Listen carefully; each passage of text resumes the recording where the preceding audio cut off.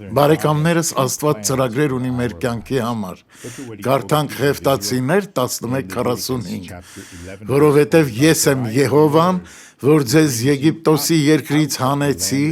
որ ձեզ համար Աստված լինեմ և դուք սուրբ լինեք, որովհետև ես սուրբ եմ։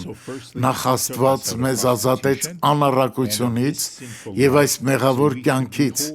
Ինչու նա դա արեց։ Որպեսզի լինի մեր Աստվածը,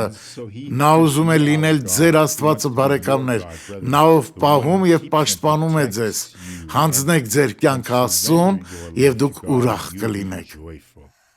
Հիսուսի անունով մենք շնորհակալ ենք, որ մեզ մեղքից դուրս բերեցիր, շնորհակալ ենք, որ դու ես մեր Աստվածը, շնորհակալ ենք, որ դու մեր աղոթքներին պատասխանում ես, թող ամեն չարիք հիմա հեռանա Հիսուսի անունով։